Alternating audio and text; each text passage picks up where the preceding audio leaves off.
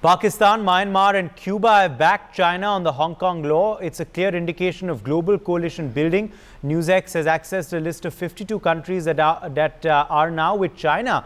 In fact, as Beijing begins pushing the world into a new world order, this includes Belarus, Egypt, Cameroon and concerningly Saudi Arabia. The countries have showed their hand at the UN Human Rights Commission by backing China on the Hong Kong law. The move is now being used by Chinese propaganda machine to claim it has great global support over its actions. Managing editor of NewsX, Rishabh Gulati, is joining us with further details on this story. Rishabh, everyone was speculating that there would be a new global order post-COVID. That does seem to be taking shape. No, that's exactly what's happening. No whoops, no surprises, Uday, that the Pakistanis are backing the Chinese, that Myanmar is backing China now openly over what's happening in Hong Kong. No big whoops over Cameroon and Belarus also. So what basically is happening now is the UNHRC has exposed the hands of every country. Now, you've just done a report right here on NewsX on the 27 nations that are now seeking accountability from China over what is happening in Hong Kong. These include almost all the great powers in the world.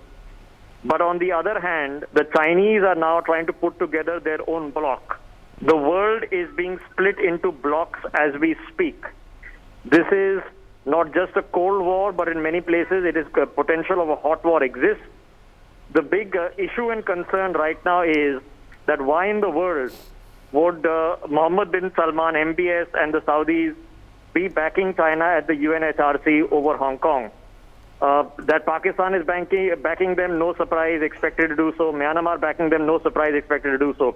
Now, what the Chinese are doing is that they are using these 52 countries and the vote that has therefore cleared the UNHRC to show to their people that they have great support across the globe, when the reality is that all the major powers, barring Russia, of course, which is sitting this one out, are having deep questions on what China has just done in Hong Kong. All right, Rishabh, thanks for joining us with those updates. Let me take that straight across to Shri Iyer. Shri Iyer, of course, you had a point to make before we took that break. You can go ahead and make it. But also, what do you now make of these certain countries which are coming out and backing China? And most surprising in this list is actually Saudi Arabia. Well, these are all things that they would have lined up. They would have lined up their horses before they decided to enact this law. These are all quid pro quos, Uday, and UNHRC has become a joke with members like, Saudi Arabia and Pakistan. I don't take that thing seriously at all. There is one other significant development that happened in the United States that I'd like to bring the attention of this panel to. That is on May 19th, Congressman Scott Perry, he introduced a bill, H.R. 6948. And I'll just read the headline of that. To authorize the president to recognize the Tibet Autonomous Region of the People's Republic of China as a separate, independent country and for other purposes. This has just been introduced in the Congress. It will be debated there, it will be voted upon, then it will go to Senate, and then the president will have to pass it. If China is going to be doing what it is doing now, Trump might be tempted to fast track this, and if US recognizes the autonomous region of Tibet, I would expect India to jump on that bandwagon almost immediately. Or in fact, US will also line up its own set of people who will come in and say, we all recognize Tibet as an autonomous region. That's an interesting point you're making. And with US now withdrawing favors from Hong Kong, they may actually want to extend favors to this autonomous territory of Tibet instead. Absolutely. Okay, that's an interesting point. So this is going to be debated in Congress. A congressman there actually bringing out this bill wanting to recognize Tibet as an autonomous region. This is a US congressman who has actually come out with this bill, and this perhaps might find favor with Donald Trump in this situation, global situation developing vis-a-vis China. Okay, let me get it, Professor Nalapat now. Professor Madhav Nalapat, editorial director of the Sunday Guardian, also joining us on the broadcast. Professor Nalapat, 27 nations hitting out against China over the enactment of this law. What do you make of that, Professor Nalapat? 27 nations calling out China, cornering China at the UNHRC, but China also, trying to show that it has global support, that it has 52 nations backing it.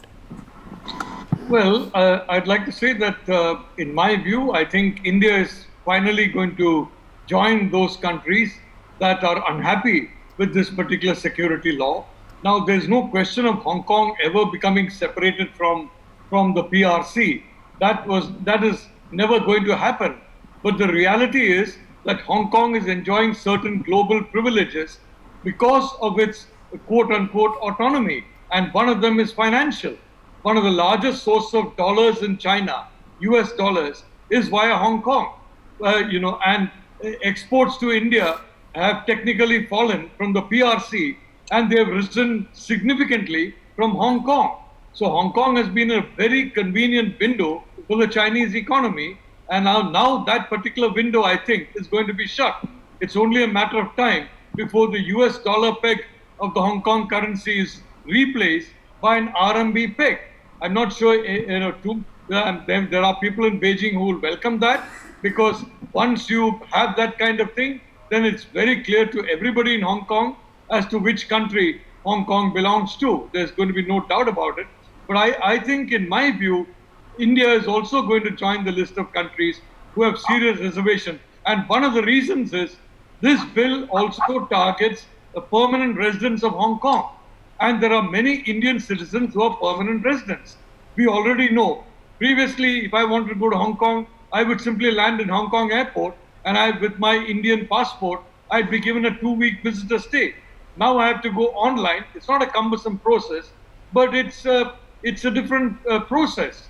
And that process was introduced for India because of Pakistan. But the fact is, Pakistan has got certain security risks which India does not have. But I'm sorry to say that the Chinese establishment looks at India through the prism of GHQ Rawalpindi, thanks to the overwhelming influence of the PLA on policy.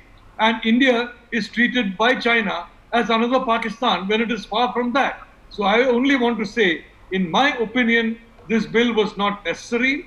And secondly, it is going to now completely delink Hong Kong from the global financial community. It will be like Shanghai or Guangzhou or or Shenzhen or some other Chinese city. But the reality is, this time around, I don't think India is going to remain silent. And they shouldn't, in your view, Professor Nalapat? Well, I personally feel I am really quite unhappy at what we have seen on the border, and I can say very clearly times on my visits to China, and may I say that I've had some very good visits to China, and I have a lot of good friends in China, that look, you are not supporting the interests of the Chinese people and the Chinese state. You are supporting the interests of the Pakistan army. And the Pakistan army is not even the Pakistan people. You are sacrificing the interests of China, which mandate a close relationship with India for the very selfish, short-sighted and destructive interests of the Pakistan army.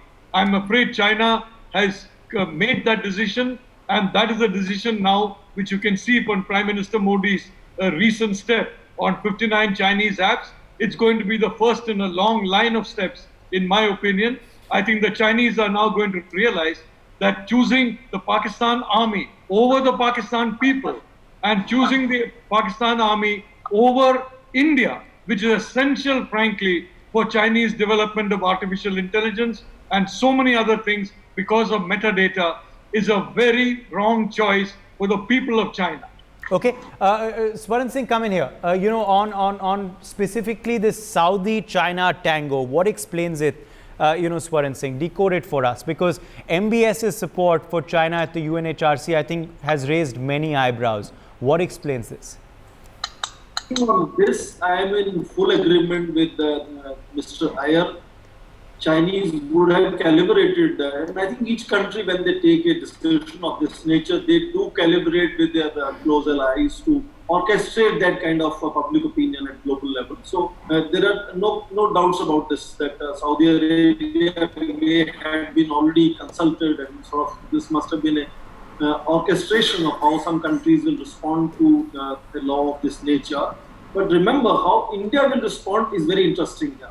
And I just remember the most important example. What is right now the most important issue on Indian leadership's psyche, on their thinking, is COVID pandemic, right?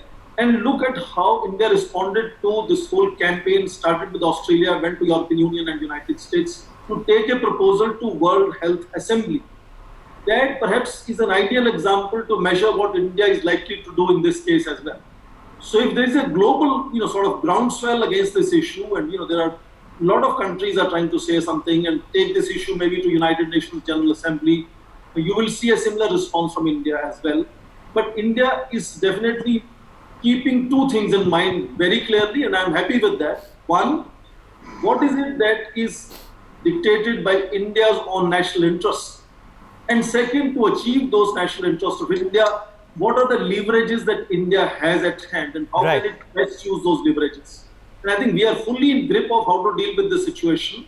But I'm repeatedly saying, you will not see India raising kind of a rhetoric that one is noticing from United States and Britain.